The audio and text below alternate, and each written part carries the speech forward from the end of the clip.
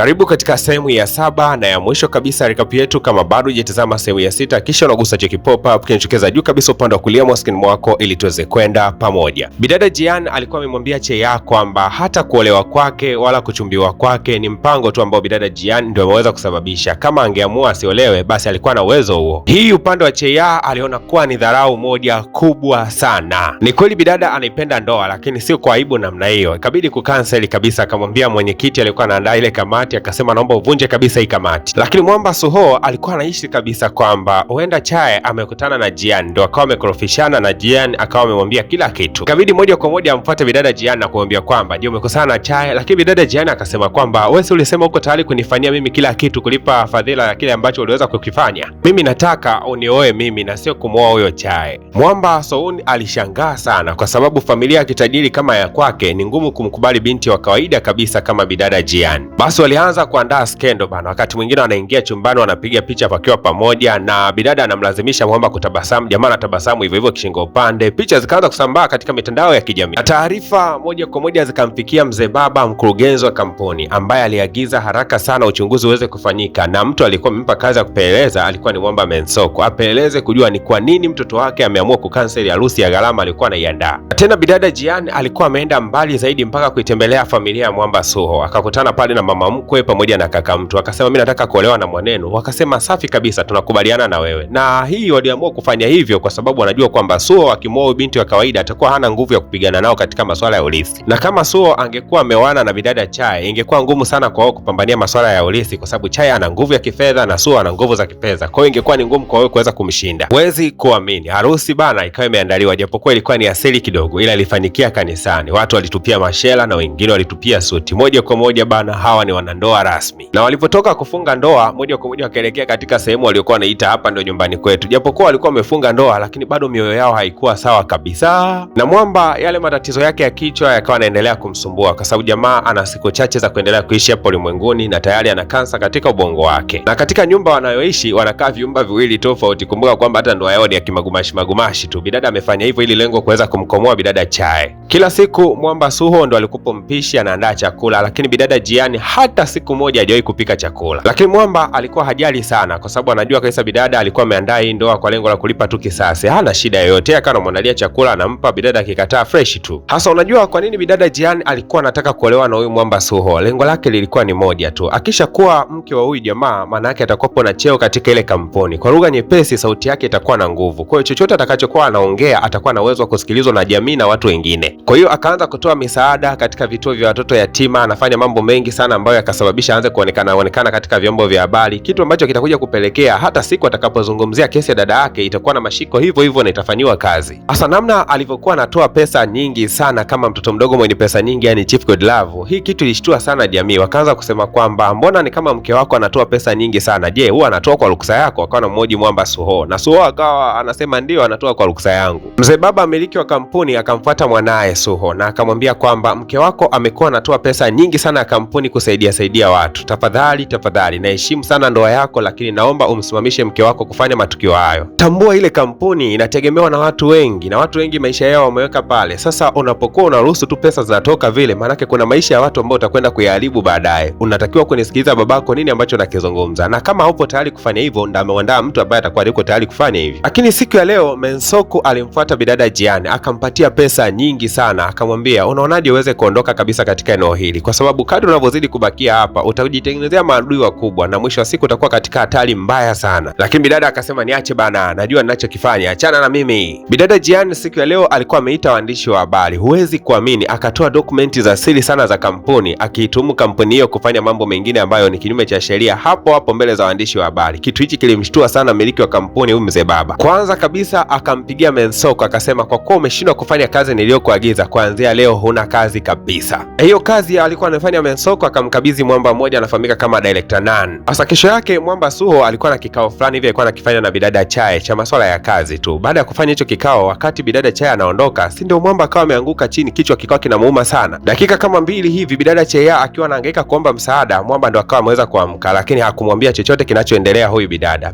Bidada alielekea hospitalini kufuatilia taarifa za huyu jamaa. Alikuja kugundua kwamba jamaa ana kansa ya ubongo na ana muda mchache wa kuishi duniani. fulani, na daktari alisema kwamba hayo maumivu ya kichwa ni ishara ya kwamba ana muda mchache wa kuishi, lakini pia kadri muda unavyozidi kwenda atakuwa anapoteza uoni taratibu na mwisho wa siku atakuwa kipofu kabisa. Kwa kuwa bidada Cheya ameshajua ukweli, yeye alikuwa akimpenda Suho akiwa anamaanisha kabisa, akamfuata akamweleza kila kitu na akasema kwamba anahitaji ampeleke nje ya nchi kwa ajili ya matibabu, lakini Mwamba akasema ni sawa tu, kama kutakuwa na asilimia hata mmoja ya kuweza kupona haina shida. Lakini kabla ya kuelekea nje ya nchi kwa ajili ya upasuaji, kwanza alihitaji kukutana na wafanyakazi wote katika kampuni na wazungushe kidogo, kisha baada ya hapo ndo asafiri. Mwamba aliandaa zawadi kwa kila mfanyakazi katika kampuni, lakini pia hata bidada Jian alikuwepo katika eneo hilo. Yeye alikuwa amemwandalia ka necklace fulani hivi akaweza kumvisha. Baada ya hapo jamaa akawa ametabasamu.